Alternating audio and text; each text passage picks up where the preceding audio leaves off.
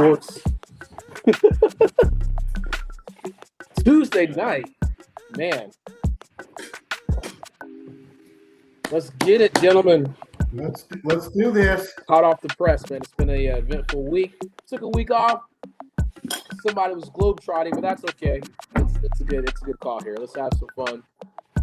We're gonna get JQ on a little later. Appreciate everyone that joins us. The Richards, the Jills, the Marcys, the Dukes, everyone that wants to support Gina. Don't forget Gina. That's the one support. Talking sports with the 12 men. Tuesday, March the 24th. Are y'all brackets busted, gentlemen? My Final Four is still intact. Interesting. You know what? I had one We bracket get that to had see Florida winning it. hardly anything. I mean, whenever you do this, it's kind of fun, right? Whenever you put in the brackets and you start rooting to get your bracket, like, oh, that's a good upset. But Yeah. Like, hey, things I picked Duke to eventually win kind it of all. even out. What was that, Rob? I picked Duke to win it all, but I'm not pulling for them. Yeah, I'm still hoping yeah. they lose. Yeah, I think I had them winning it all too. Mhm. Yeah, I think I did about 4 or 5. I do like an upset bracket, then I do like a different bracket with a couple different ones outcomes because there's this one league. You guys should join, man. It's a pretty significant first place prize. I think the first prize is like Yeah. $7,000, man. It's like, what? Let's go. Yeah, man. Well, you First know, I prize. think I sent you guys this text. So this is 2 years in a row in the men's NCAA tournament where we didn't have a 13, a 14, a 15, or a 16 seed win. Yeah. So since the NCAA tournament expanded to 64 teams in 1985, this is the first time that 2 years in a row the 13, 14, 15, or 16 seed did not win. And Is that because I think a part of it is See ya. it's this nil environment now. Yeah. So what yeah. happens yeah. is, you know, the Sienas of the world and the What's up, Richard? Ivy Leagues of the world, even like one of Florida's starting guards, Xavier Lee, he was a transfer from Harvard, right? Yeah. And so what's happening is even if big time players at these small schools will now get scooped up by the bigger schools and get paid, right? So Yeah. I think you're going to see less and less. I mean, obviously we had a 12 seed in High Point that won. Yeah. But we didn't have a 13, 14, 15, or 16. So High Point was the lowest seed that won a first round game. Yeah. I see Richard. Hey, Richard, he said he's got 9 of the Sweet 16. I didn't count how many of the Sweet 16 I got, but Yeah, I don't know. Like I said, it's funny because at certain points, man, I've been so busy DJing. I'm like, oh, you come back around the circle, you're just like, oh man.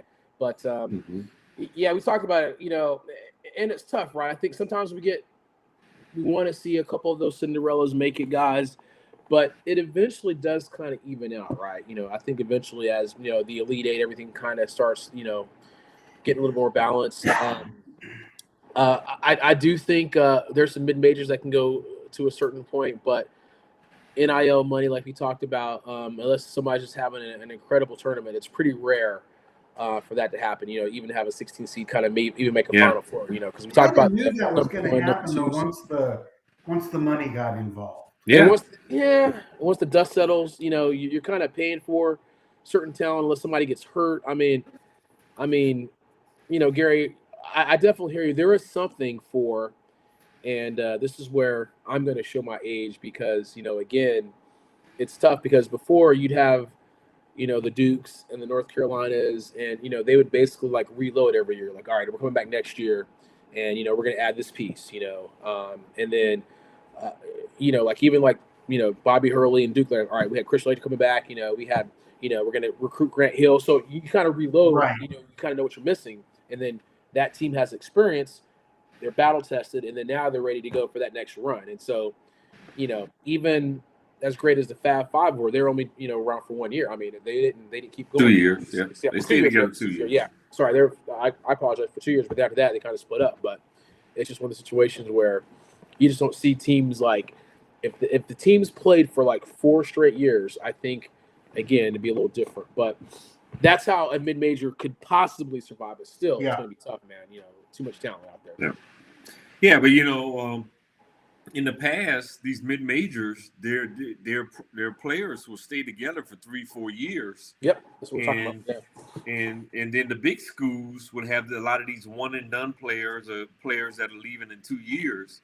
Yeah. So they had an opportunity to upset those schools because they had guys Yeah. that were on the team together and had built that chemistry for quite some time, right? Exactly. You know, Yep. you saw Butler make it to 2 straight finals, right? Yeah. Some years ago under Brad Stevens. Yep. But you know, they had a group of guys that stayed together for quite some time. Yeah. And you would see one of those schools go on a run. But now, if they have a player that's just exceeding, they're gonna move and go to a bigger school, and it's gonna pay them more money, and you can't blame them. Yeah.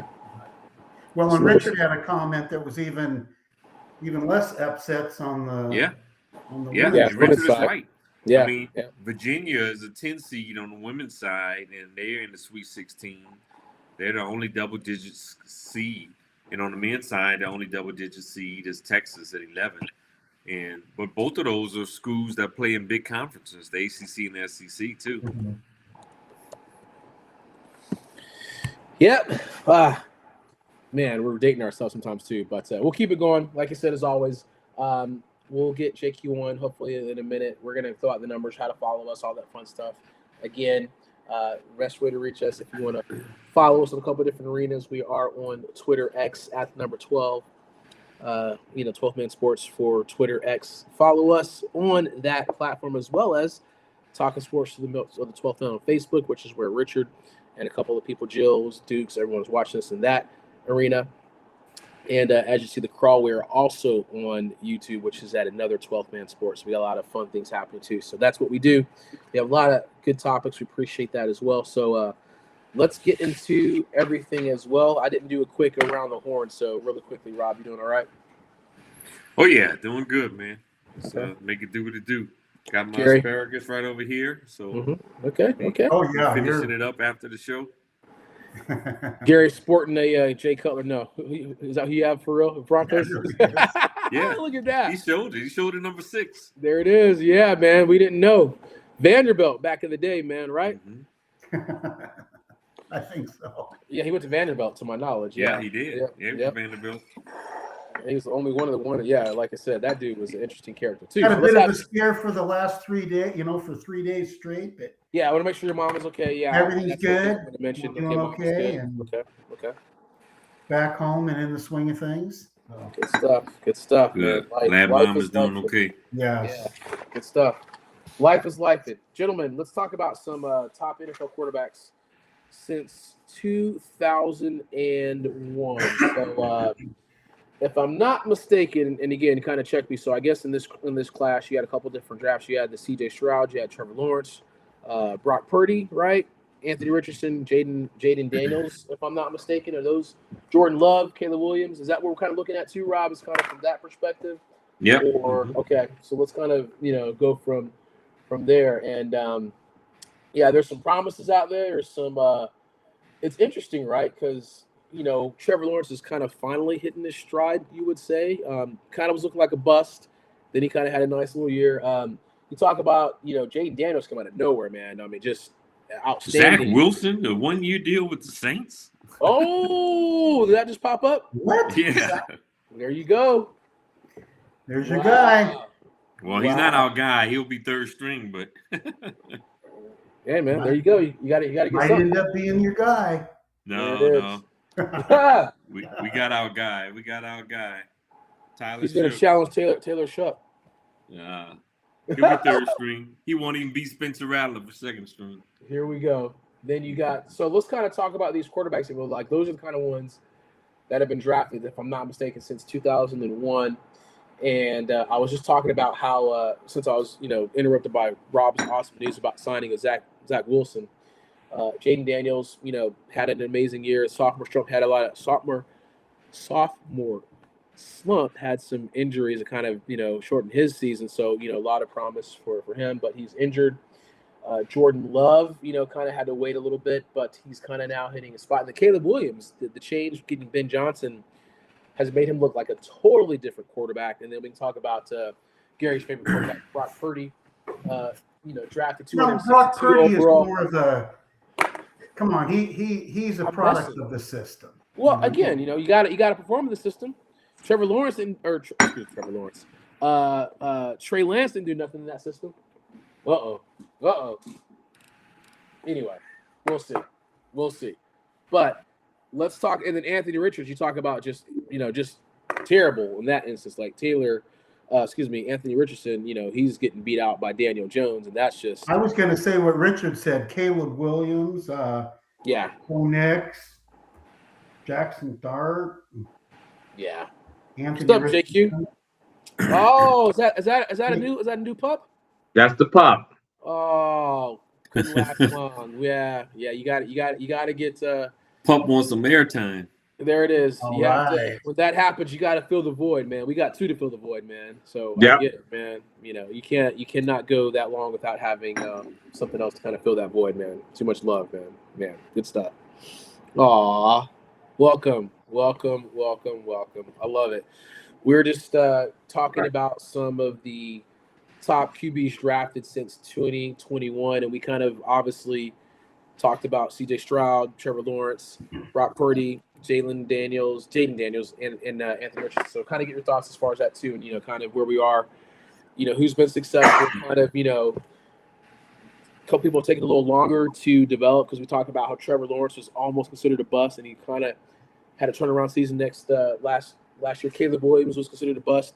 We're getting there until Ben Johnson comes in there. So what are your thoughts about that? Well, man. You got to see Jaden put it back together, but it was the same thing we talked about with him coming out, being slighted and running. You got to pick and choose your spots. Listen, I'm not super. Yet, I think the best thing that happened to him was Cohen, because you see what happened in Tampa when he left. That Bucs offense was not the same when he left to become the head coach of Jacksonville. So we'll see. I'm not convinced yet on him. I'm sorry I didn't get a chance. I've been super dad today. Running around after work and going to games. Who were the other ones? Give me the other ones. Jay. Well, you look at the 2 guys since 2021, we've only had 2 quarterbacks that were drafted and played in the Super Bowl, and that's Drake May and Brock Purdy. So where do we rank them? They're the only 2 that have actually gone to the Super Bowl that's been drafted since 2021. So do we put them at the top of the list because of that? I know Drake May struggled in the playoffs, but he didn't have the protection either. Or the weapons. Yeah, all the weapons. You're right. And I thought he played outstanding in the regular season. And then you look at Jaden Daniels and Bo Nix. They've taken their teams to conference championship games. Jaden Daniels obviously had an injury-plagued second season. Bo Nix. I take Jaden first out of that group. 100%. Yeah, agreed. 100%. Mm-hmm. Yeah. I think other of those were products of systems and some records. We're going to see how good Drake May is on his first place schedule. Yeah. Coming up. Yeah, it'll be a different. Yeah. And then you look at guys that have made it to the conference semifinals, which will be Caleb Williams and CJ Stroud. Obviously, Stroud has kind of struggled here the last couple of years. Yeah. And Caleb Williams still has some opportunities. He makes the dynamic play, but he's got some accuracy work that it needs to be done on that front. Then you look at guys that's made it to the playoffs: Trevor Lawrence, Bryce Young. Jordan Love too. Yeah. The Jordan Love stuff is so wild to me. Who was it? That fool, Mike Tannenbaum. Yeah. Mm-hmm. Got on TV and said he would take Jordan Love over all the other young quarterbacks. I said, but based off of what? Now, the only asterisk is he was drafted in 2020 versus 2021. So I'll give you a little. Yeah. But it does kind of fit in Rob's thing. So I apologize about Jordan that. Love But I remember that. I don't. I never understood it. Not that he's bad, but not to where I'm gonna take him over all else and stand on it 10 toes down. Like, It's tough, right? Because, and we'll let you. I'll let Gary get your thoughts on there too, Gary. Because I would say, who's done more with less, or who's done more as being drafted the least has been Brock Purdy, and that's just the fact that he was drafted 262. We talk about product of the system, but you got to perform the system because Trey Lance didn't do anything. He was drafted, you know Right. how he was drafted. So, but it just Yeah, kind but of he shows went you. to a really good situation in San Francisco. Of course. Really good. Yeah. Product of the system, as Gary mentioned earlier. But Yeah. you still got to perform. You still got to perform, though. You got to make the throws. I agree, but it's Right. one thing just because you get drafted that late. Sometimes it's a blessing in disguise. He went to a really good system where he had a good offensive line, he had a running game, he had a creative offensive minded head coach. The defense That works around your limitations. yeah, he went to a great system. Now I'm not going to take anything away from him. You still got to go out there and perform. Yeah. Right. But That's what I'm he saying. go to a 2-15 team. Like he went to a really talented team. But what we're saying, JQ, is he was drafted 262. He wasn't drafted 1, 2, 5, 7. That's what I'm also talking about. That's where more as far as where being JQ drafted. was saying, that was a blessing. That's true. I understand Because that. he went to a team that was that's already a serious contender in the NFC every year. So I mean Unfortunately.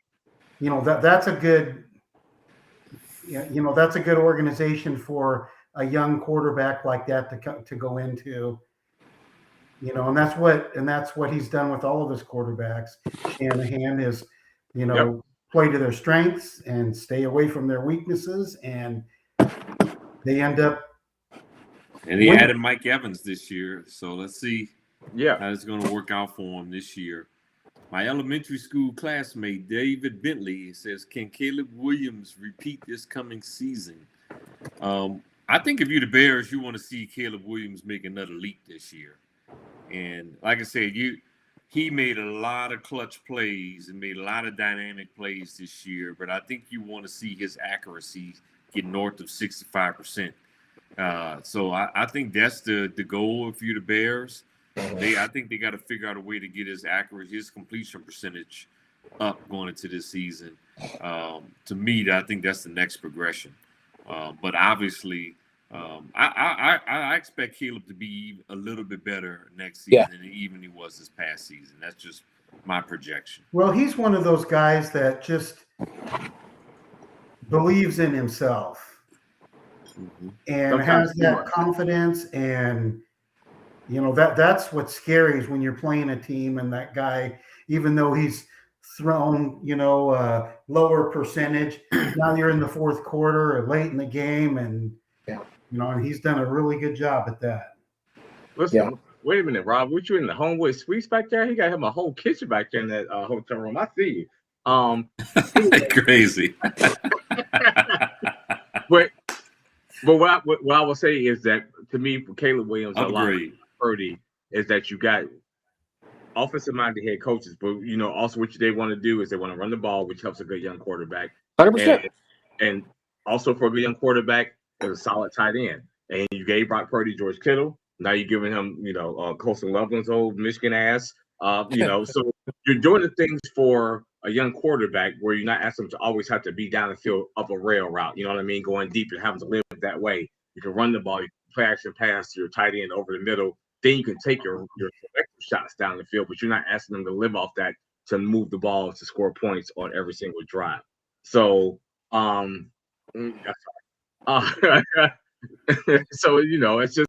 it's to me it's a tried and true philosophy of if you're going to bring a good young quarterback along, you give him a good running game and you give him an outlet valve over the middle, which is generally a good tight end. Both of them have done that, and you see what it's doing. Well, like I said, I'm going to battle against that. Look at that little homeboy switch out. It's hilarious. And Marcus Mariota, Richard, we saw that with signing with the 1 year deal with Washington. The only pushback I have is again, Jimmy Garoppolo was the starter first. Then Trey Lance, that was some really shitty play. Then here comes Brock Purdy to kind of come in and save the day. So I'm just saying I'm going to give him a little bit more because, again, yes, he went into a certain situation, but, just being drafted that low for him to come in and lead the team. Yes, you were in a great situation to have a great, fantastic play caller. We always talk about how great a running game is, and we're going to see how that plays out too in this coming up season too. But we know Trey Lance, $6.5 million. He's still getting paid. Yeah, we got multiple teams. We get mad at the Falcons. He start talking about the 49ers. We get mad at the Hawks. He start talking about the Warriors. You just got to let him do what he do. I love it. Let's keep it going here. But thought he was from Indiana. I am from Indiana. That's where I was born. What That's where I was about? born. What? Yeah, the whole Indiana. Yeah, he was rocking the hell out of Hoosiers, boy. I'm still Rocking going it. to, man. I'm still going to rock the hell out of it too, man. You know what I'm saying? You know what? The reason why? Everyone on this call, y'all got teams. Y'all, Ohio State, y'all got all the NIL money that you can handle. Congratulations. Same thing. Indiana got big time NIL money. You got They got big. We got a lot of money. Yeah. Oh, we got some. Yeah, and we got some NIL. I'm happy about that. But we ain't won a lot. So it's like, yeah, I got to represent. So we love to have a winner. My poor little Georgia Tech. I've been rocking with them since Kenny Anderson. Y'all been giving me all kind of shit. I'm like, Georgia Tech. That's my one little team. We ain't got the money like everyone else, but I'm still gonna rock them. That's what I do. But Miami. those aren't true statements. We have not been giving you a bit shit about Georgia Tech. You give you shit about Georgia Tech. Us. Check the tapes. Rocket.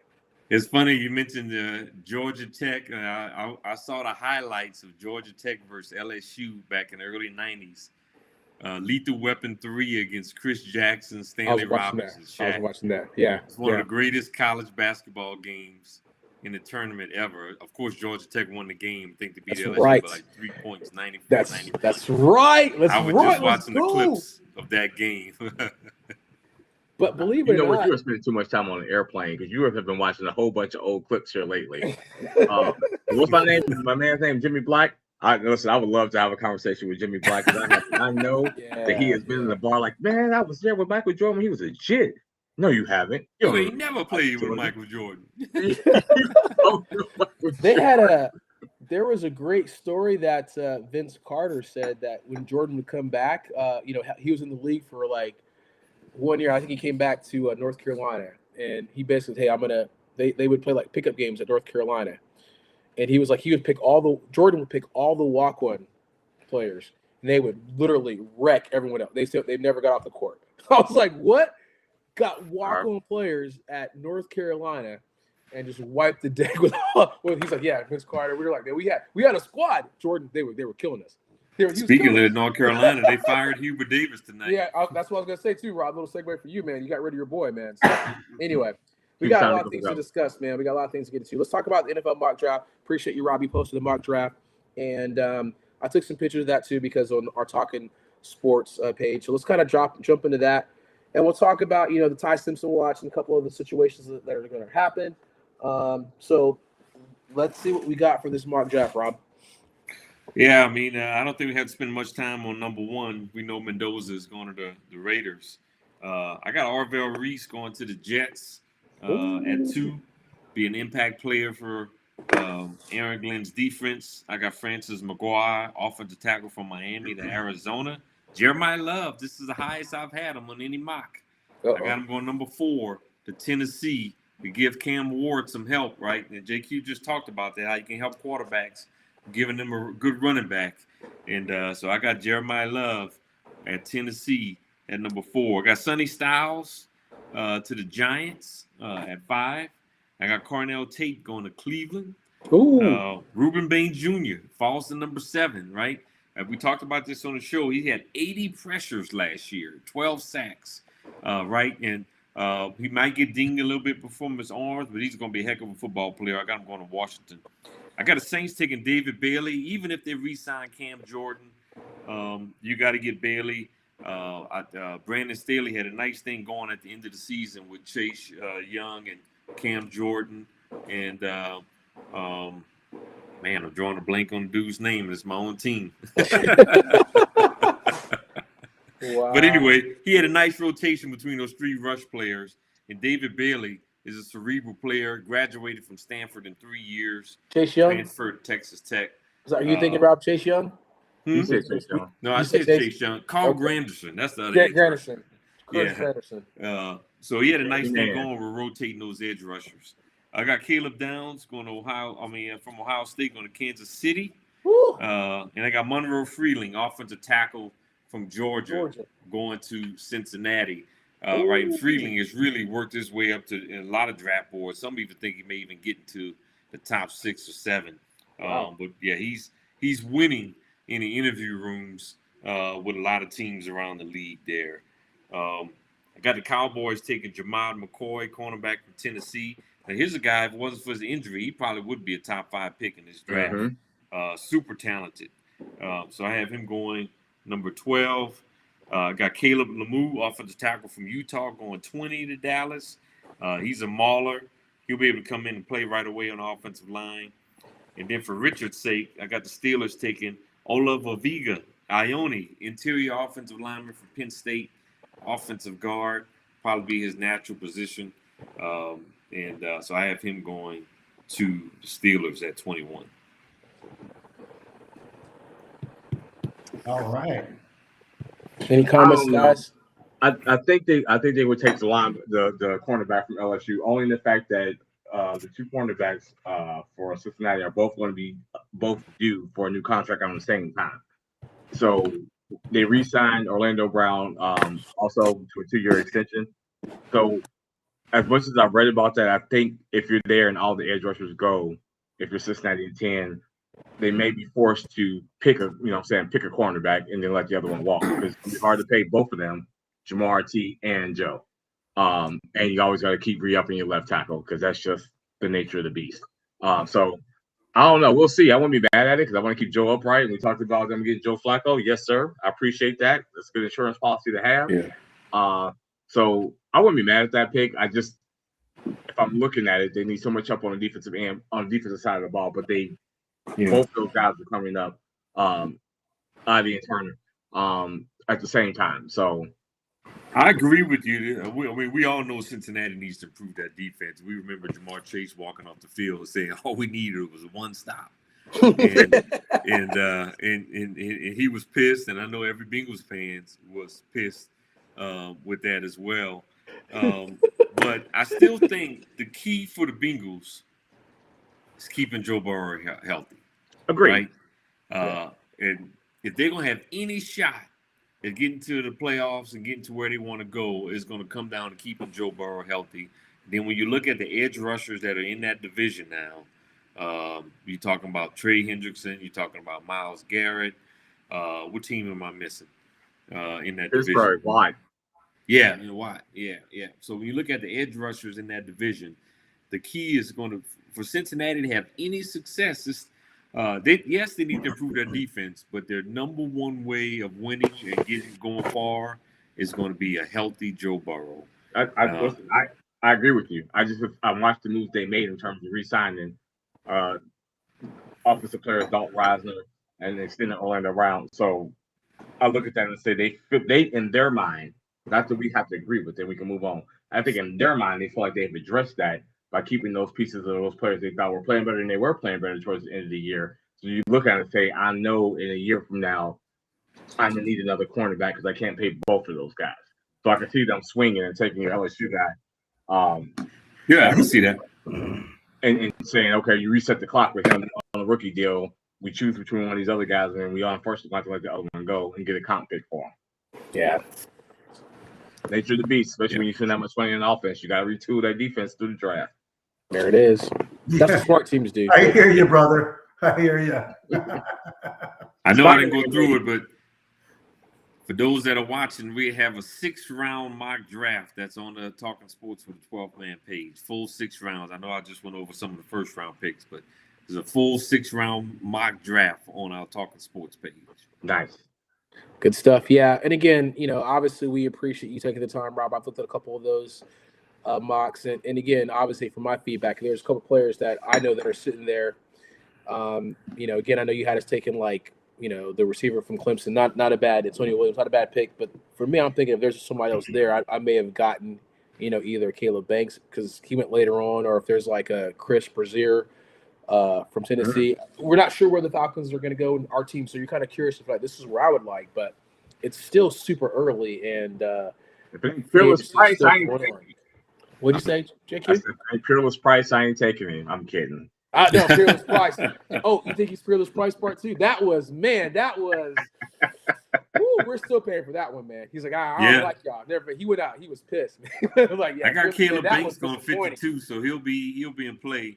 But Antonio Williams is a guy. He was kind of injury prone last year for Clemson, but you talk about an athletic freak. Yeah. He obviously was hurt a good bit on last season, but he ran a 4.41, Yeah. 6 feet, 187 pounds. Yeah. Really good athlete, really good receiver when he's healthy. Yeah. That's fast. Yeah, He also didn't have no damn quarterback. Let's just go That's ahead true and say too. that. Yeah, Cade Klubnik was Yeah. like, "What the hell was that?" But the good news is, Rob, we'll talk about this more because again, we're trying to figure out what are the deepest positions. Whether you're looking at wide receiver, which is pretty deep, is what it looks like. You know, we got some linebackers. There's not a lot of quarterbacks for this draft, so we're going to see how that plays out. So I'm curious. It looks like I think I was reading some report. This is for you, Richard. I think that the Steelers were like looking at Carson Beck too. So it's kind of curious as far as what's going on too. But Please yeah. look at him, sign him, draft him. I love it. Marcy, we got your question. I don't project Carson Beck to be a starting quarterback. I think Carson's going to be a 4th or 5th round pick, and I think he'll be an NFL backup. So if they are looking at him, I still don't think he's the answer from a starting quarterback perspective. Don't say that out loud. Somebody needs to answer, Rob, in case they're listening. Draft him. I knew that was going to happen. Hey, really quickly, Morris, I'm going to answer your question. I want to get your thoughts. Yeah, I mean, Steve Kerr has not. He has an expiring contract this year, so the word on the street is that he's still trying to figure out what he wants to do. Obviously, Mike Dunleavy wants him back, but Kerr has not been great with developing talent. You know, he likes older players. I think it will be time for a new voice in the locker room, but again, Mike Dunleavy is going to leave it up to Kerr. I mean, word on the street is that the sense like, yeah, he wants to ride off in the sunset, but I would start fresh. Chauncey But, Phillips available. Oh man, that's cold. Gary, get Hubert Davis is available. Oh, here we go. The penal league. There we go. I think Steve Kerr. So that's your question, Marcy. I agree. Because that era is coming to a close. I hate it for Curry. I really would love to give him some truth serum about staying. Like, do you want to be Kobe, where you have no chance to win at the end, but you want to stay loyal and play for one team? Yeah. Or you want to go ahead and leave and go somewhere and give yourself a chance because he and LeBron both. They may not say it out loud. They both want to get to that 5th title for that tiebreaker. They're both sitting on 4. They don't want to retire both tied with 4 championships. They both want to get to 5 to say, I got one more than you got. And they do. And they may not say it out loud, but they do. So it's going to be interesting to hear. Let's see what he does. But if you are a team, to your point, Dre, that has some, seasoned talent that gets the system and a new voice, but, doesn't necessarily need a whole lot of development, but just need structure. Yeah. I can't see him just retiring, but I can see him going to another team with, a set of, hey, this is the pecking order of 1, 2, 3. Yeah. We just need somebody to give him the structure. I can see him doing that. But I think it's run its course in Golden State. I do. Yeah, it'd be crazy, JQ, if he goes back to like Charlotte, because Charlotte, man, they got a squad. He is not going to Charlotte. He's not. Listen to what I'm saying, JQ. But he's man. Charlotte got a good thing going though, man. I'm telling you, man. I'm telling you. Yes. Okay. So if you were struggling with Kuminga and Moody, what you gonna do with Ball and them other nutcases in Charlotte? You don't have to. You don't have to. I don't have to come. I just have to come. Eastern Conference is all of a sudden deep. They got some shots, man. They got some shooters on that squad. I'm just saying. I realize there's like 10 teams. I don't see that happening. Winning records right now. He's from Charlotte, man. What the hell? His dad. He's got his jersey retired. It'd be good. Okay, but your leading ball handler is LaMelo Ball, and I just don't see Curry. I don't see Curry going there. Look, ultimately, Golden State doesn't really have a bad roster when you really look at it. They don't. They just got a lot of injuries, right? Jimmy Butler's out for the year. They've lost Curry. They've lost a lot of guys that's really affecting their opportunity to win. So I don't see him going to Charlotte, although I like what Charlotte's doing. Like I said, there's 10 teams. The East is deep all of a sudden, man. You got 10 teams with winning records. Yeah.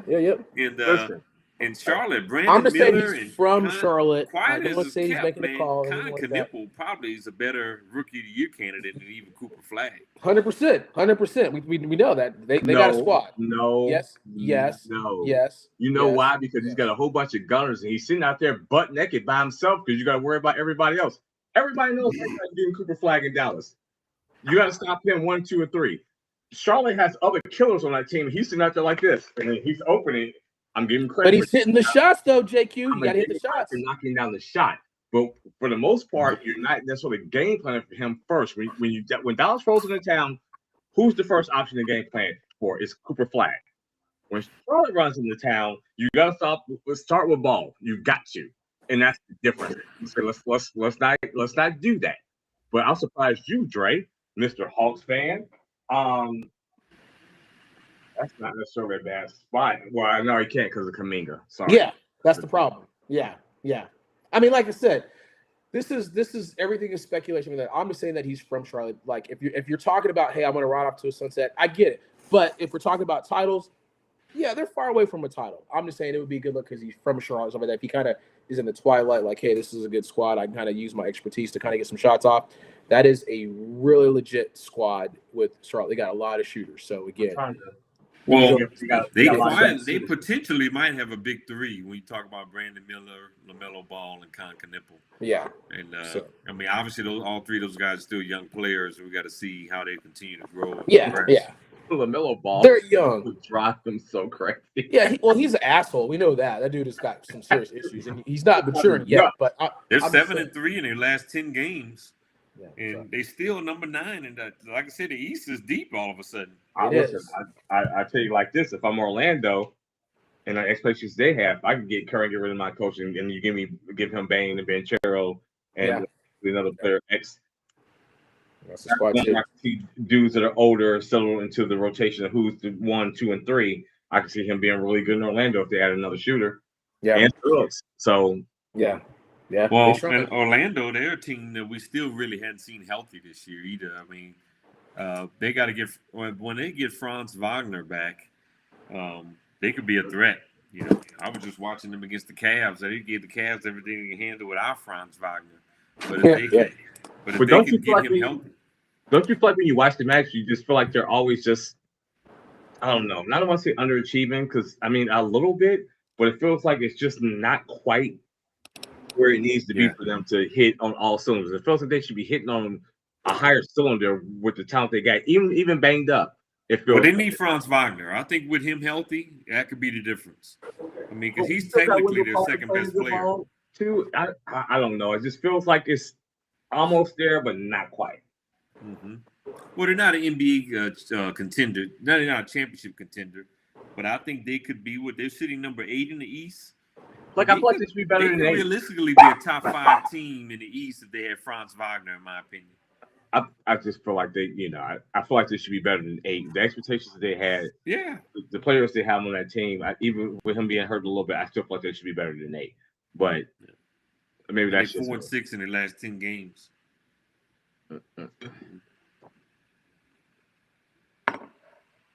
All right, Gary, what you got? Anything to add to that? No, I loved listening to it though. It was fantastic. So we gave Arch Manning shit the whole part of the beginning of last year. He actually played better, and so now we're going to talk about where he's projected to be in this upcoming 2027 draft. Is he, and we talk about Jeremiah Smith. Shout out to Ohio State. He is a potential generational wide receiver. I believe top pick between him or, again, I think he's a top versus Arch Manning, but that's just me. But where do we think, obviously we're pretty solid on Jeremiah Smith. I think maybe, in my opinion, that the book jury's still out on Arch Manning, at this juncture. Obviously, he can be a top 5, but, what say you guys about this particular situation, if you will? Well, I think Jeremiah Smith's got a chance to be number 1 overall. Oh, that's what I'm saying, 100%. So what? No, you don't. You being facetious? There's no chance if Arch Manning comes in there and does almost anything in this season, including either losing to Ohio State in a close game or beating Ohio State, because in Austin, we talk about it every year. Quarterbacks are always going I said he has a chance. I didn't say he was going to be number 1. Okay. I think he does have a chance. I think it all comes down to who's getting the pick. Yeah. And do I think Arch Manning has a chance too? I think he does, but I still think he's got a lot to prove. I'm not ready to put Arch. I think going into the season, I got Jeremiah Smith rated higher than Arch Manning. I do. My draft board. I agree with that. So 2 things can be true. I agree with that. But I also know that for the most part, unless your quarterback goes down and you have one of those one-off years where like Mahomes blows his ACL early, and you know he's going to come back and they're going to be a good team, but they have a terrible record because you don't have Mahomes, and they luck up into a number one pick, and then you can go just get you a Jeremiah Smith because you don't need a quarterback because you got Mahomes. Most of the teams that are going to be bad and be shitty are probably going to be bad and be shitty because they don't have a quarterback. And it's Arch Manning, bro. Listen, he's going to have to be bad. Like, he's going to have to be bad. They're going to give him every opportunity. You gotta think about it too. Yes. You still got Dante Moore too, who this season, outside of his playoff performance, was more highly rated than Arch Manning too, right? So there's a chance that he can even be highly. And then coming into last season, Lenora Sellers was considered a top 5 pick. How is he going to perform this season, right? So there's some other quarterbacks out there in addition to Arch Manning. And quite frankly, I think we're probably going to have a better quarterback class overall in next year's draft too. So I don't think it's going to be all just Arch Manning. I think there's going to be some other guys in play there too. You don't believe that Dante Moore and Lenore Sellers are going to go up Arch Manning? You stop that! What? How's that going to happen? I see you, Rich. Wait, JQ, if Dante Moore and Arch Manning were both in this past year's draft, Dante Moore would have got picked ahead of Arch Manning. In this draft coming up next month, That's true. Dante Moore would have got picked ahead of Arch Manning. Mendoza and then whoa, back up, back to train up, back up. Beep.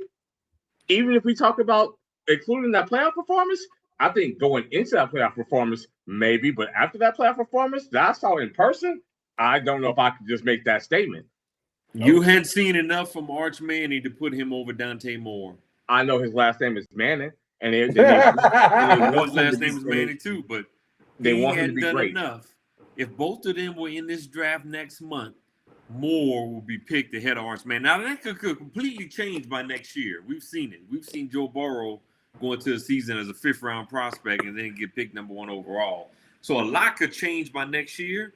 But if this draft was next month, if they were both in it, Moore will be picked ahead of Manning. You know what? We can agree to disagree on that. I feel like Arch was struggling in the beginning. I feel like he was starting to play better towards the end. I agree. Dante not play great in that thing, and people were going to talk themselves into it. He was going to go out there and he was going to run. He was going to go to the combine and be phenomenal. Arch Manning may not have even been picked in the 1st round if he was in this draft. Last name is Manning. He would not have even been picked in the 1st round if he was in this draft. Listen, you know what? Let's double Okay, that's a stretch, Bob. I agree with most of that, but that's a stretch. Arch Manning was probably not even a top 50 player if he was in this draft.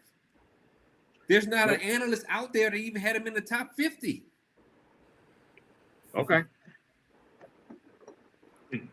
We can go talk about it. That's not a stretch. Listen, I get it. But you know what also the stretch? I still don't think Ty Simpson should go in the 1st round. He going to. Yep. Who's Messemaker? Who are you talking about, Richard? That's the quarterback for Oklahoma State, Drew Messemaker. Messemaker? Oh. Yeah. I didn't. Well, we have to see how he does next year. I don't have him as a 1st round prospect. Okay. But like I said, we've seen guys artificially rise and decline at the quarterback position in a lot of seasons too. So, I mean, a lot is still in play. And the reason why Arch Manning is not in this year's draft is because he knew he wouldn't be a 1st round pick. If he was going to be a 1st round pick, he probably would be in his draft. But the reason why he came back to school because he knew he's not a 1st round pick yet. That's not necessarily true. They're rich. He don't have to go in this draft. He might just want to be a college kid for another year. It's not like some dude that's sitting out there in the ghetto that's got to take care of his whole family and get them generational wealth.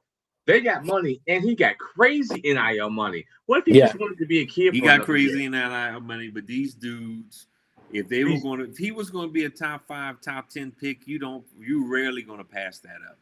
But most of these dudes you're talking about, dad's name ain't Peyton, their uncle's name ain't Eli. So it's not the same comparison.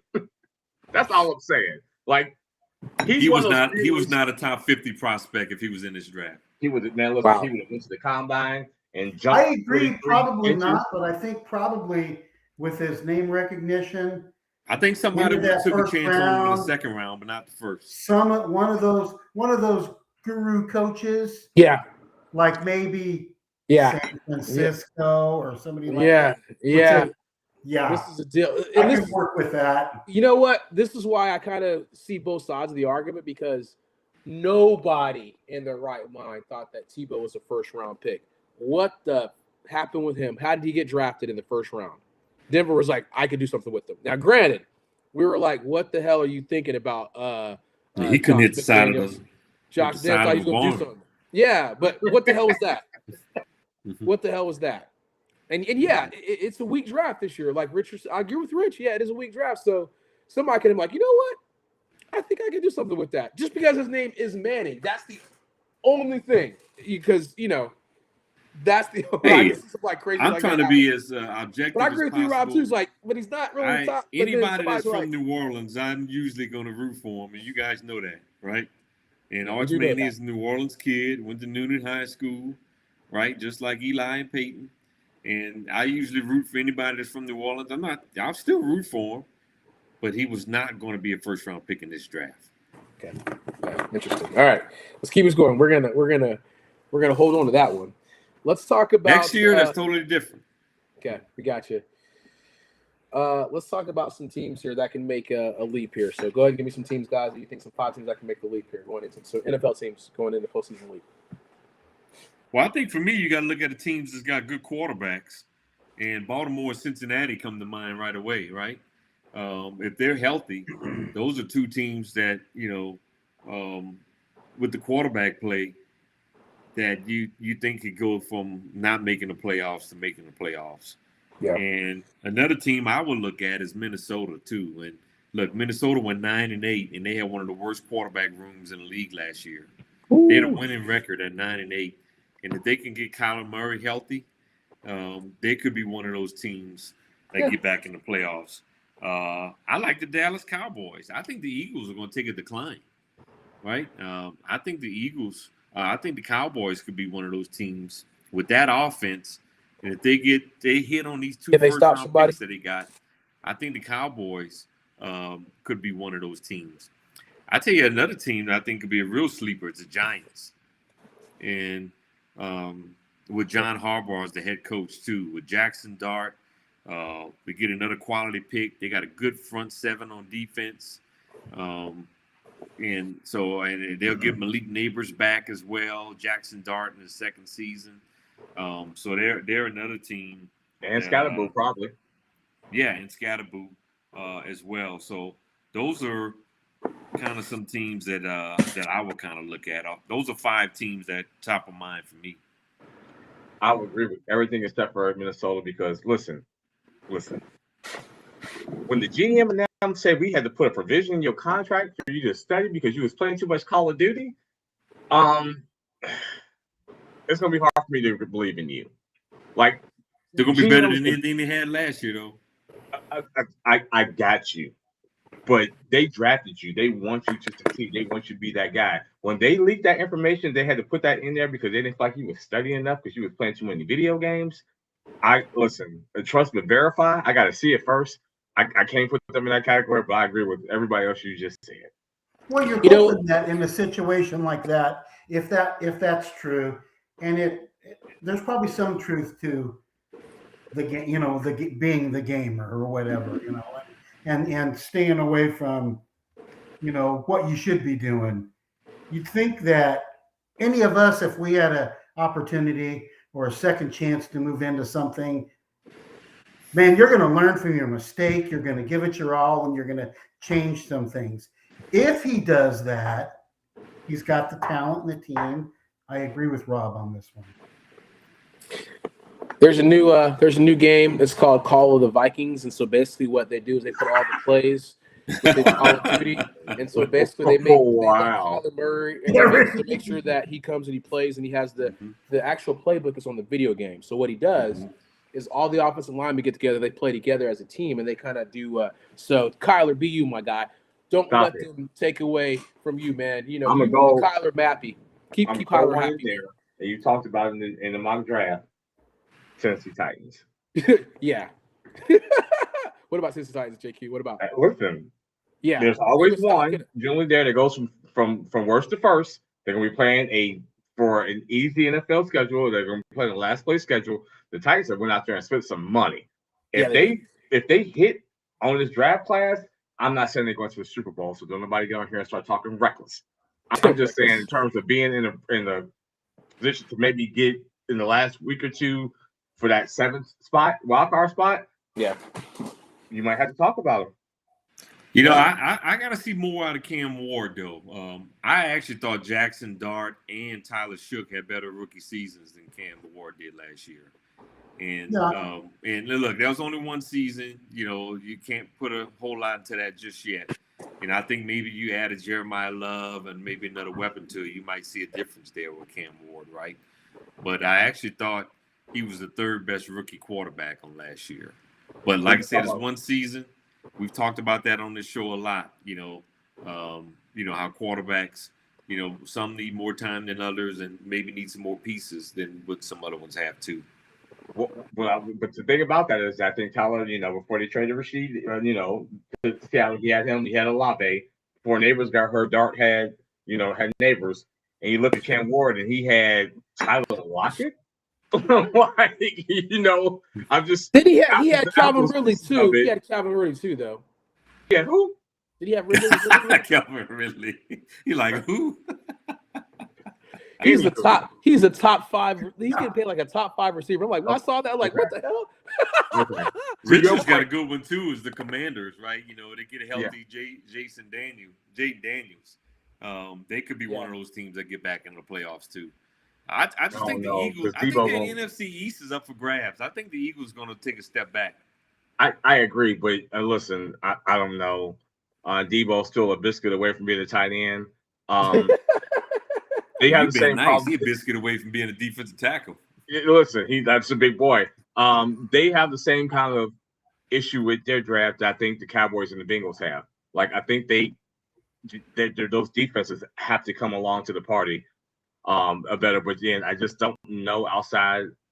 I'm not super in love with the 49ers wide receiver room. I love Terry McLaurin, okay, OH, but outside of that, Yeah, Mike Evans, man. No, I like that move. Not the 49ers. Well, the Cincinnati. Oh, I thought you said you were in love with the 49ers room. I'm sorry, my bad. They had the 2 worst defenses in the league, and I think both of those offenses are machines when they're fully healthy.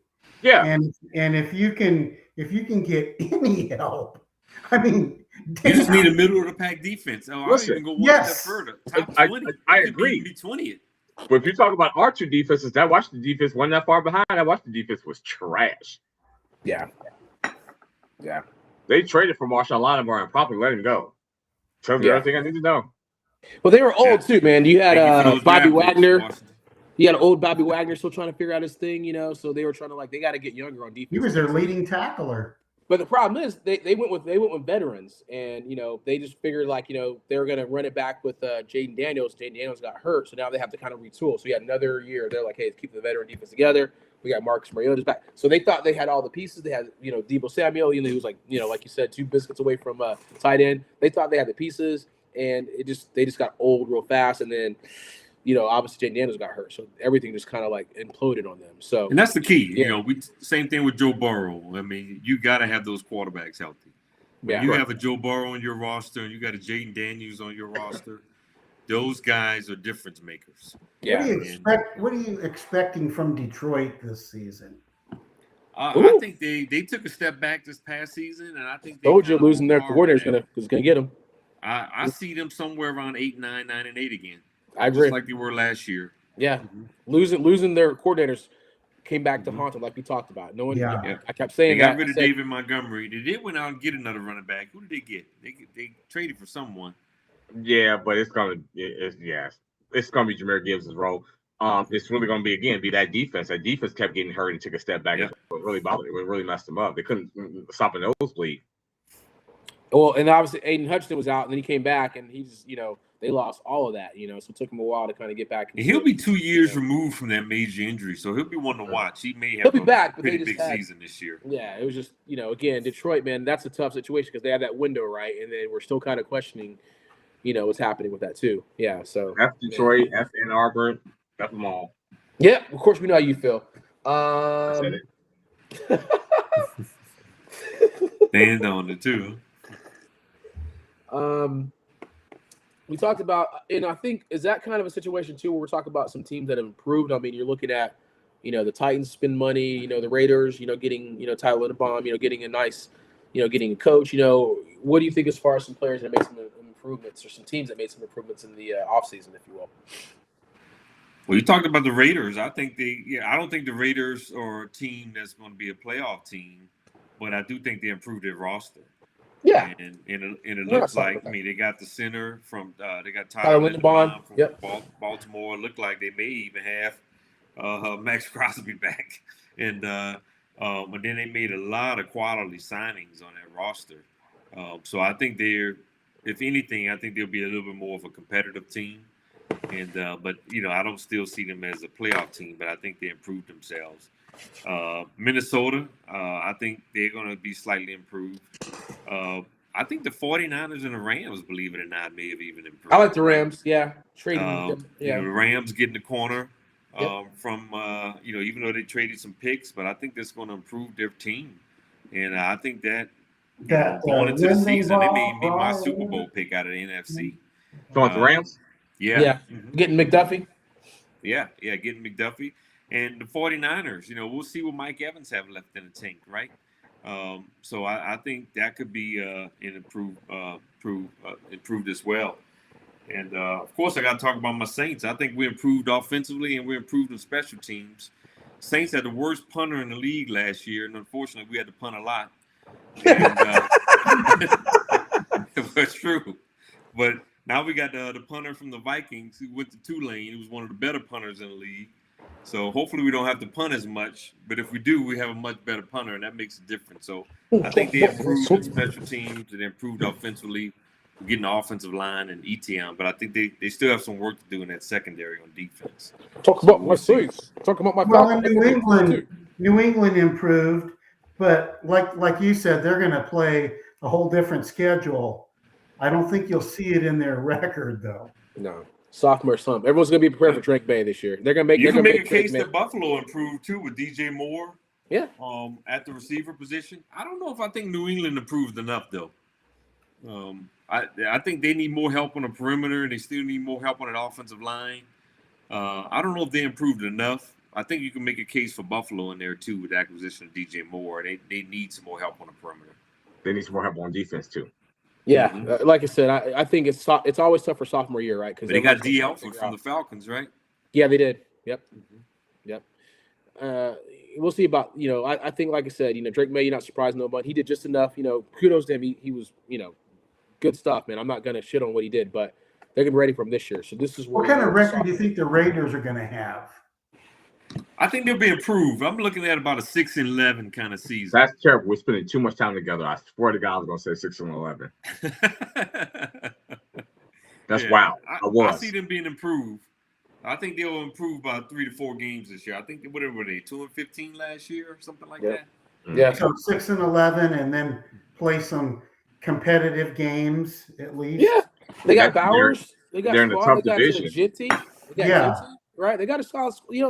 They got Lindenbaum to help. They're gonna get Mendoza. They got a tough division. They got a tough division, though. Yeah. Oh, well, yeah. But you just gotta sit there and weather the storm, man. Like I said. So again, take your lumps. They got a quarterback too, if I'm not mistaken. That they traded for. I'm just drawing a blank as well too. I know they got rid of Geno, but yeah. I mean, you like what like I said, the Raiders did, but growing pains, man. But they got a squad. Bowers, Jinty. You getting Mendoza. They'll be young. We'll see what does. They're gonna need some more help at the wide receiver position. 100%. 100%. Rob, JQ, what's your thoughts about Joe Flacco returning, man? We're gonna get that in there. We're gonna talk about NCAA real quick. Oh, listen, I love it. Yeah. I love it. It's a no-brainer. You got to resign that dude, and I hope you don't need him. But if you do, you feel like you can, keep. He did a quality job.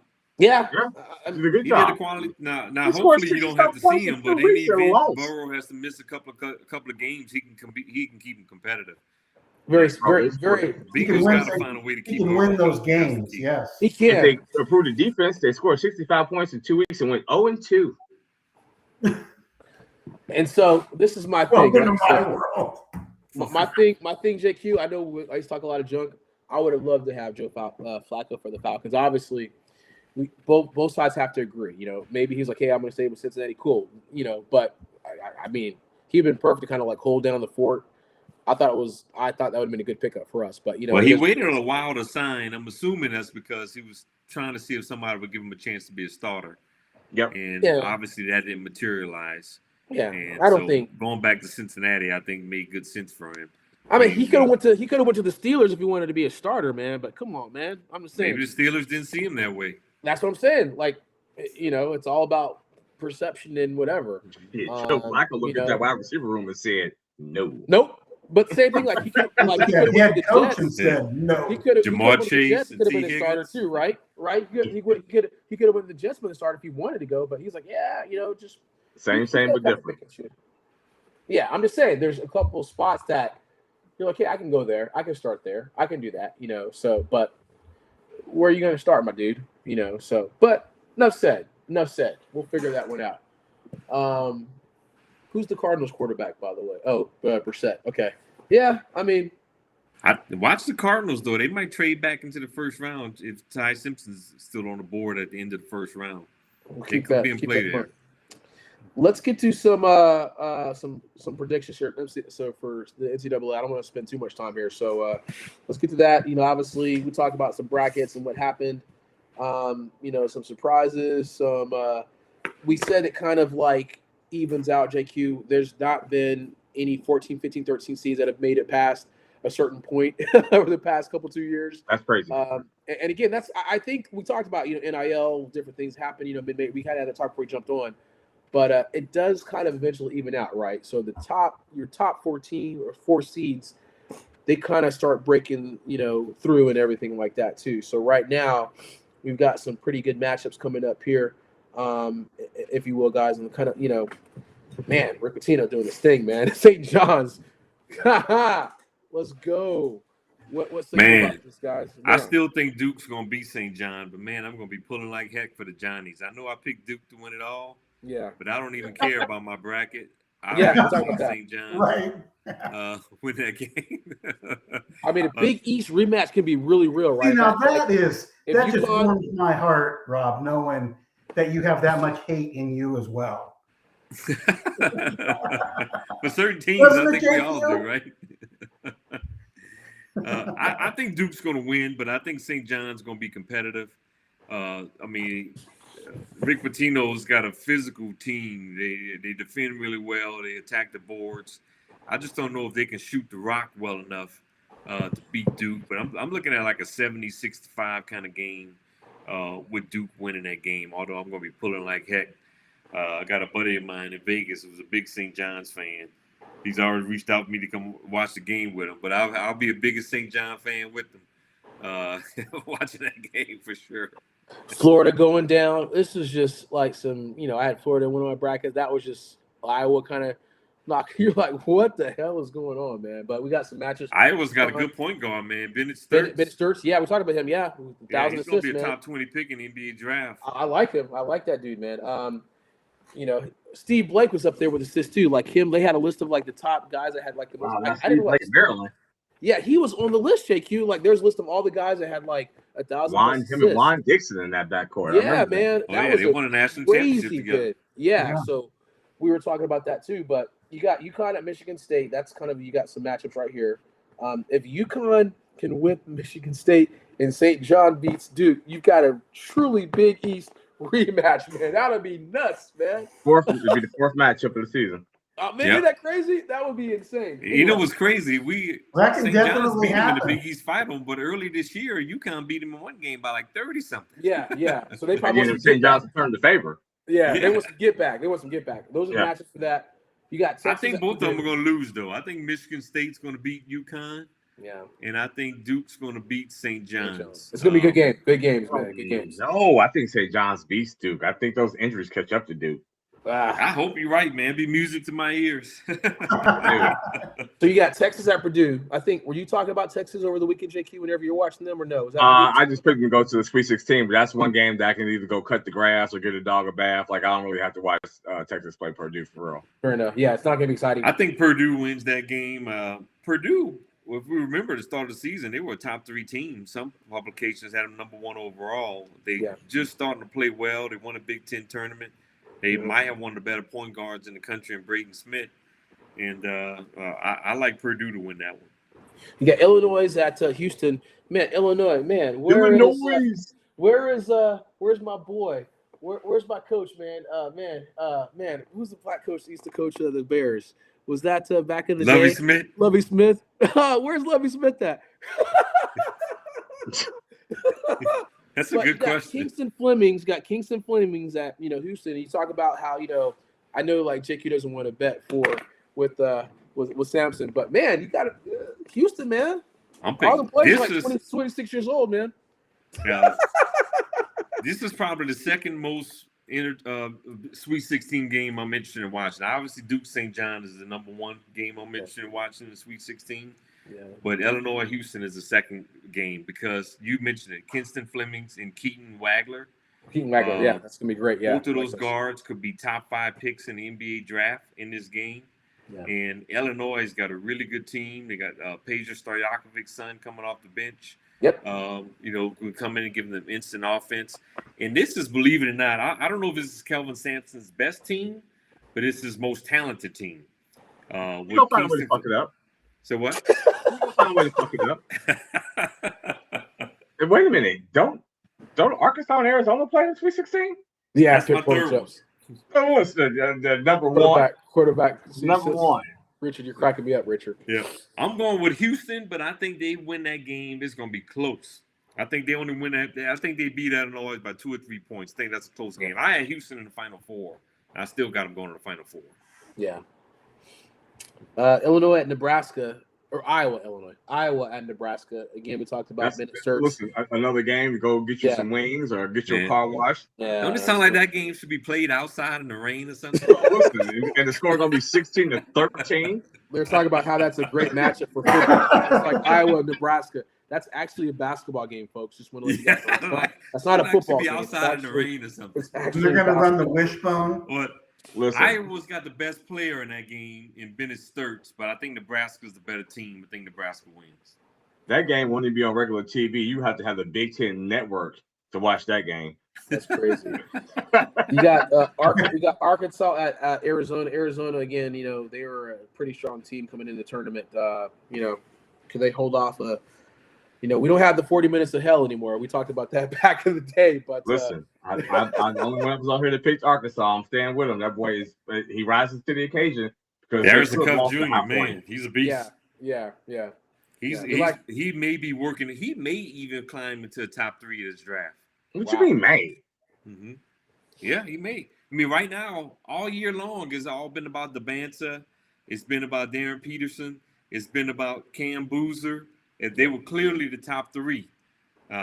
Peterson, I was not impressed with him toward the end of the year. I was not impressed with him in the tournament. His shooting percentage was awful. So he may be falling a bit, in my opinion. But all year long, they have been the clear top 3 NBA prospects in this class. And Darius the Cuff Jr. has a chance to climb into the top 3. I need you to stop teasing these people. He's going in the top 3. Peterson is falling out of it. That whole load management in college, and I'm missing games because I was sick. My nose was running, and I had cramps. Nobody's dealing with that and spending that kind of pick on there when you in a weaker class.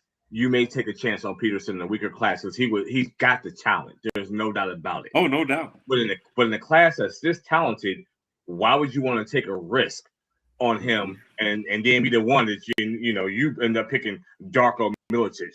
You know what I mean? And then you got all these other dudes that went around and end up being NBA Hall of Famers. You don't want to be that team that takes a risk and misses on a class that everybody has lauded as potentially being the greatest freshman class ever.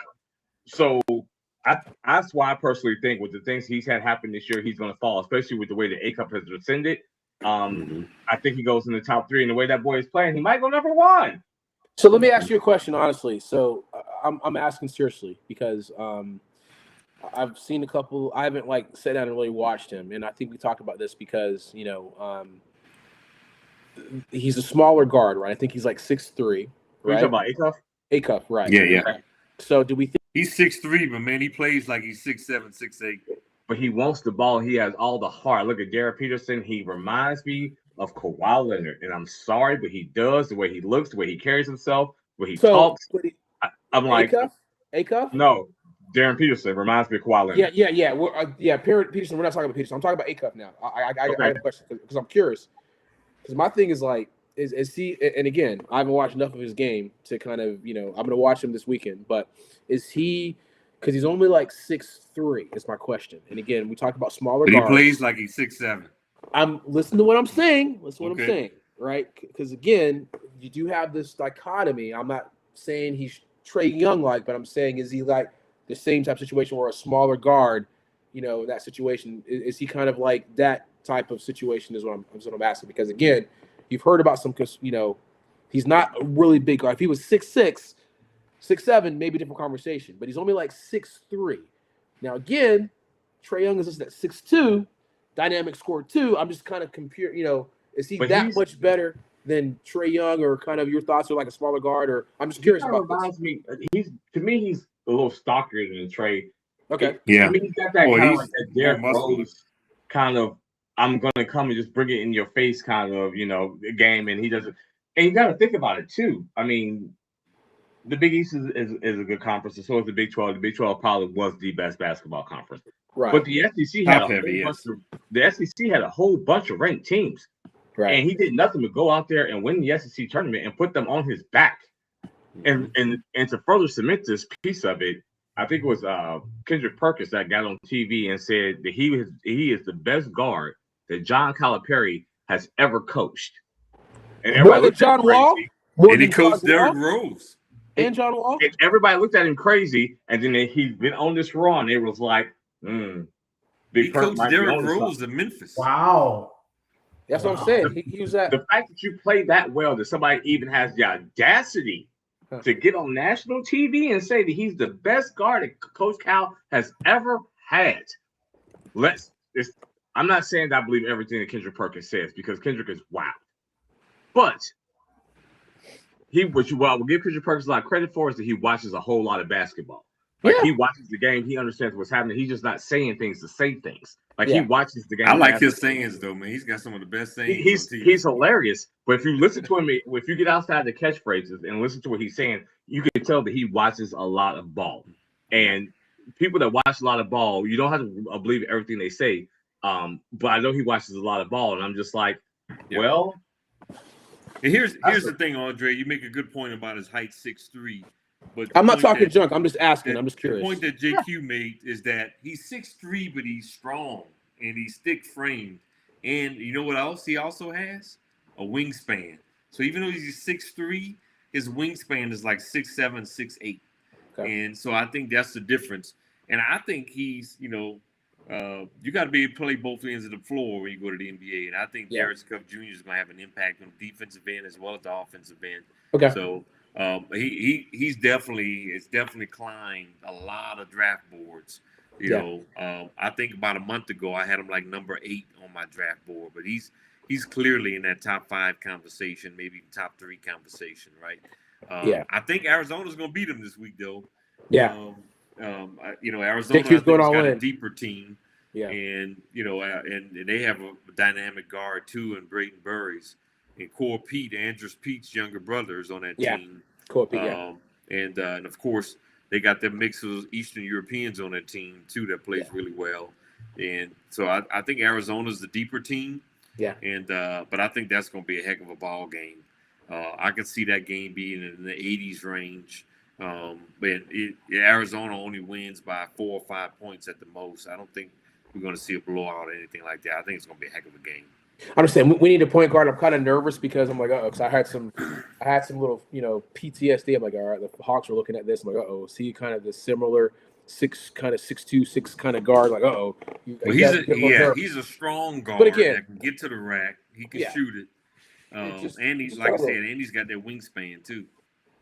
Obviously, but we'll see because I like the Kingston Flemings. I like those bigger guards at this juncture. But again, I'll watch them. I'll get a better picture. I like Kingston Flemings too. He's a good athlete. So you're just looking at that, like, okay, you need a point guard. Like, okay, is that the guy? Like, oh, is this like another repeat of what we're doing? We just lost with Trey. Is this another Trey point two? Whatever. You kind of get nervous whenever you see a couple of those situations too being smaller guards. Because I think Keaton Wagler from Illinois, out of those three guards, he might be the better shooter. Yeah. Out of the three, but I don't know if he's the athlete that Kingston Flemings and he's definitely not the athlete. Kingston Fleming and Acuff are extremely athletes. They're great athletes, man. So, anyway, let's do these last topics. I know you guys, we've been going for a minute here. I know we want to wrap this up here. So, you got a couple things to talk about. We didn't really get to, Alabama and Michigan. We know who JQ's going for that. Tennessee at Iowa State. Gary, anything you want to add? Michigan wins. Yeah. Oh, man. Michigan wins and Iowa State wins, especially if they get Joshua Jefferson back. Yeah. So who do you have in your Final Four? My original Final Four is still intact. I got Duke, Houston, Iowa State, and who was my 14? Hell, I gotta go look. My Final Four is not intact. Thanks, Florida. Yeah, man, that was. No, I didn't have Florida. I had Iowa State, Houston, Duke. I didn't have Michigan. Who was the other one seed? Arizona. That was my 4. Listen, you gamble on Arizona. That's a tough one. That's my time in Tucson, I guess. Yeah, listen. Lou Olson taught me a very valuable lesson. Never again. Man, Lou Olson not even there no more, man. Lou Olson. Man, Mike Bibby, and Michael Dickerson taught me a lesson, man. I'm not going down that path. They did win a title though. Mike Bibby, Mike Dickerson. Michael Dickerson, yeah. That was Miles Simons. I remember that squad, man. 1990s. Man. Yeah, I have one bracket where I had Duke winning and one where I had JQ Michigan winning. I had one where I had Arizona winning, and then Florida when that's destroyed, man. So anyway, yeah, man. I think Michigan gets by Alabama, but I think the next game they would have to play with Iowa State. These Rockets are destroyed. Oh yeah, Kansas and Florida totally blew the other side of that. I still got Arkansas and Michigan. I had to take Michigan because the bracket wasn't hard. This is just booty. Everything's booty in this one. This is cheeks. That's what happens when you get a number 1 seed. Cheeks all the way around, man. This is just terrible. Now I'm just going for everyone to destroy all their brackets. I just want somebody to destroy a bracket, man. That's what I'm going for. I want everyone's brackets destroyed. If I can't win, nobody wins. And Alabama, Michigan, that sounds like a college football playoff game. I want somebody unexpected, like Iowa State. All right. What do you want to talk about, guys? Let's wrap this up here. Pick your last topics here. Let's get ready to wrap this up and stuff like that too. So, Gary, I'll let you go first, man. What do you talk about, man? Well, I'm not going to talk about baseball. It's too early for baseball. So, go ahead, JQ. What do you got? I was going to talk about taking this shot and going to sleep.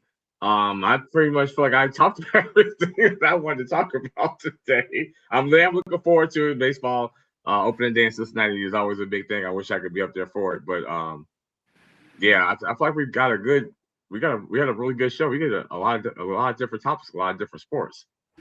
Was there anything about the NBA expansion? I know that's the thing I was going to touch on. Yeah, I was curious about that. I know, like we said, Seattle's going hard, and then I guess if that happens, JJ Fad is going to be somewhere celebrating, man. His Supersonic song going to come back to life.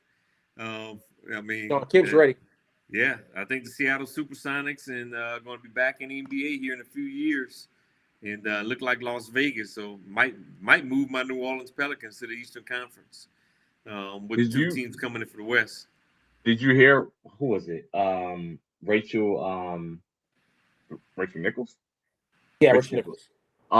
We're talking about that. They were also thinking about moving Minnesota to the East, and kind of giving them that rivalry with Milwaukee and Chicago, and put them in there in Detroit and put them in that division because they're both just off of the Mississippi, right? Yeah, that's true. So Yeah. I think people forget about Minnesota being up there just off the Mississippi in terms of their relationship to the other teams that are in the East, with them being a Western Conference team. So it would be one of those. It would be between New Orleans, Memphis, and Minnesota. Yeah. One of those three teams that'll probably get moved to the East. But that could make sense moving Minnesota, because at least with New Orleans, they got Memphis and the three Texas teams that's all in the same geographical area. So that could possibly make sense for Minnesota too. Yep. I hadn't thought about it. I was like, oh yeah. And then somebody commented that I think the Target Center is like 6 blocks just west of the Mississippi or something like that. So they're all right off the Mississippi. Yeah. But yeah, you put them in there with the, Chicago and Milwaukee, and Minnesota together in there, they have that tie-in already there. So not far from the Pacers and Detroit. So yeah. And a lot of those cities are rivals in football. They're adding 2 teams and baseball. Mm-hmm. 2 teams, correct? Correct. Yeah, correct. And they got to ship one of the Western Conference teams east. Yeah. So if that happens, Gary, it's interesting because, like we talked about too, as far as the 2 expansions, Seattle and Vegas, as Rob mentioned, so those are going to be pretty hot there. So we're talking about how that plays out. I'm curious, if they do if that does happen, the expansion draft. We've heard about some teams are pretty upset about that. OKC is like you have to expose certain players and everything like that. I'm kind of curious how that's going to change up that as well, right? OKC. Have you seen that? What? Yeah. Okay. Isn't that crazy? Wow, we got all these first-round picks. Why would they care? I know, right? I know. But he's like, man, I was like, they're like pissed. Greedy bastards. How many picks do they have in this draft? Is it 2 or 3? They've got a number of picks in this draft, which is They got again like 32. They got 30 something picks over the next like 5 years. Something crazy. yeah, but I want Ridiculous. to say they have at least 2 first-round picks in this loaded draft that everybody's talking about is going to be one of the best freshman classes to come out ever. I want to say they've got 2 picks in this draft. Gary Yeah. said greedy. Yeah, It's let me look gonna at be- greedy bastards. Greedy bastards. The thing I'm curious about, I think this draft is so deep. I wonder if it's going to cause some of these freshmen that have fallen to like 15 and 20 and 25 to stay in school another year. They might. And so, especially with Neil now, they can go back to school and still make some money. And because some of these guys come back next year and be top 5, top 10 picks. So I'm curious to see how many of these guys actually come out, because some of the ones that are falling a little bit, because there's so many of them. It's like 20-some freshmen in this class. It's That nice could for all them be to have first that. They round. got 3. They've got 3 picks, JQ, and they've got the 14th, 15th, and they've got the 18th pick in this year's draft.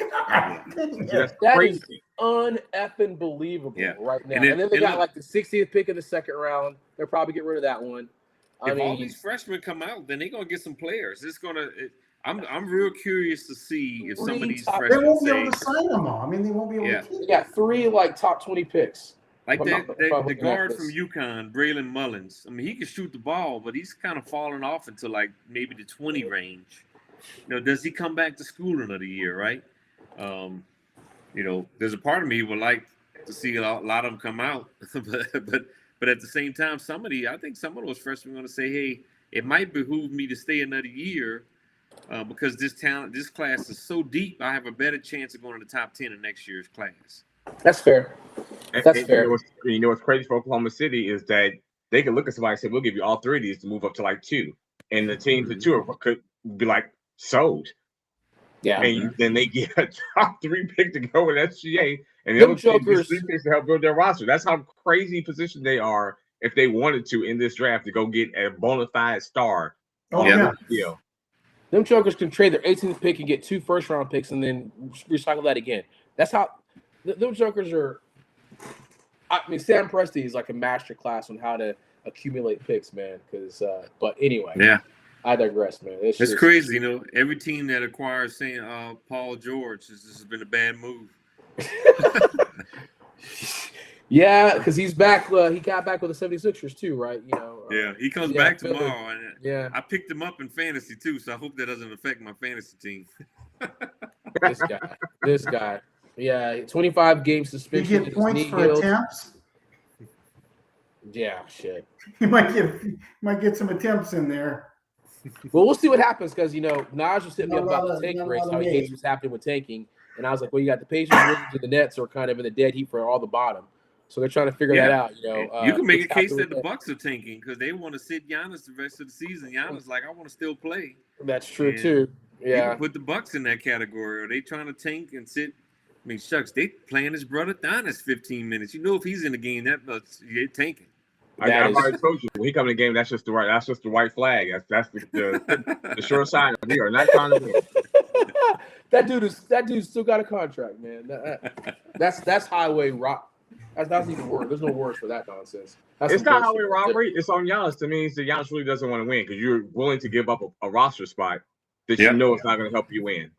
Yep, and that's why nobody traded for Giannis because they knew Donis was part of the package. They're like, oh hell no, I don't want that shit. Nah, that's okay. That's okay. Oh gosh. Yeah, All right, gentlemen. crazy. Another edition of Talking Sports. Again, shout out to Richard. We appreciate, good comments. We appreciate. I don't know if Jill showed up. It was kind of a quick show for us to kind of jump back into the fray. Again, prayers up for your mother, Gary. Hope everything is good for her. All that fun stuff too. I'm glad, JQ, you got a little one to welcome back in the family, man. That's a tough situation, man. But bring some more. Never replaces it, but at least it brings love back in the family. Girls happy? Yeah. Are the girls happy? Oh, ecstatic. Mm-hmm. Nice. Oh, Nice. yeah. Nice. Good. Good stuff. All right, ladies and gentlemen, we're wrapping up another edition with Talking Sports with the 12th Man. We'll be back at you next week. Stay tuned. Follow your local listings. Follow us on Facebook. Follow us on YouTube. And catch up when we're going to be on next week. Enjoy the March Madness, everyone. Yes, sir. This time next week, we'll have the Final Four. Crazy. Yeah. Gentlemen, have a great rest of your evening, man. And We're thank back. you to the asparagus farmers of America. Oh my goodness, we're about to talk about what Indianapolis is and how they keep getting all these things. It's Indianapolis. Yeah. What'd you say? What'd you say, Indianapolis Kiki? keep getting all these things. They're gonna be the epicenter of the basketball world. I was like, how? What's happened in Indianapolis? You know, they call it Nap Town, too. They do call you it know Nap why? Town. It's sleepy because they shit to do. You know what? Hey. So I'm gonna push back. They're doing a lot of stuff now unexpectedly. Because I'm like, what the hell? There's things that we didn't have. I'm like, what? You got a roller skating rink there now and everything, and a bowling No, alley. Gary, you better shut your mouth, man. Have you been to Indianapolis? I've never been there, but I hear there's a great steakhouse in downtown Indianapolis. Great St. steakhouse. Elmo's. Great steakhouse. Oh yeah, that's where everybody is. I went. I was there for a conference, and if you've done that, then you've done it all. So That's why Ain't they call nothing it there. Nap Town, right? There ain't nothing there. There ain't nothing there. Yeah. You didn't get the Bowl-O-Rama, though. Okay, well, whatever. You missed out. But we got a championship. We got a championship in basketball and in football. What? One of the 10 teams, 10 schools. Let's Goodbye, go. gentlemen. Let's go. good night. Good night, everyone. Don't be a hater. Be a lover. Good night. Thanks.